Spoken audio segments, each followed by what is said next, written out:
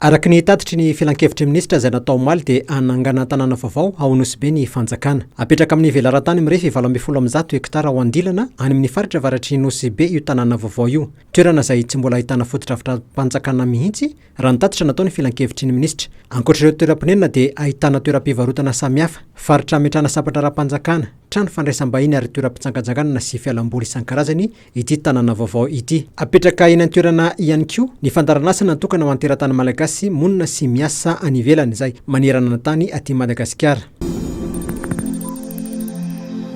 Miroso amin'ny fampiroboroboana ny fambolena sakafo ilaina amin'ny fiainana andavanandro mba ahafahana manatratra ny ezaka amin'ny fahavitahan-tena-ra-tsakafo ny fitondram-panjakana amin'ny faritra Sava. Tetikasa maro no voalazan'ny filoha Andra Joelina ka apetraka any amin'ny faritra avaratsy-ratsanana Madagasikara iny ka isan'izany ny fananganana toerana fitahirizam-bokatra hatramin'ny 5,000 taonina ao amin'ny faritra Sava. Araka ny tatitry ny filan-kevitry ministra izay natao tany Nosy Be omaly alakamisy dia isy ihany koa ny fananganana ozinina mpamokatra zezika mineraly izay amokatra 2,000 taonina isa-taona ao Ankiakabe avaratra ao amin'ny distrika Anandapa. Ametraka ihany koa ny fitondram-panjakana tanambary amokatra masom-boly tsara kalitao ao Antala.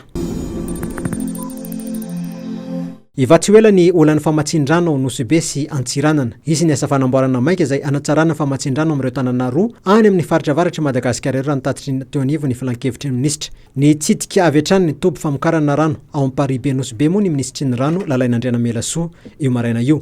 Maro ireo asa tsy maintsy atao ao Nosy Be toy ny fanoloana ny pompy sy kojakoja rehetra efa simba. Ny fanaovazana teraka ny rafitra mba ampitombo ny famokarana rano ka hatratra 704,000 metatra toratelo isan'andro izany. Amafisina ihany koa ny fantson-drano izay mampitohina Amparibe Andilana sy ireo toerana avo ary ametrahana vondrona mpiara-herinaratra ihany koa mba tsy hisy ny fahatapahana famatsian-drano raha sendra misedra olana ny famatsiana angovo. Ho an'ny Antsiranana kosa dia hanangana forage à drain miisa 10 any an-toerana. Avoazana sy hitarina ny topo famokarana rano amin'ny PK7, isy ihany koa ny fanamboarana topo famokarana sy fitahirizam-bokatra ary fanavoazana fantsona mirefy 570 km any an-toerana.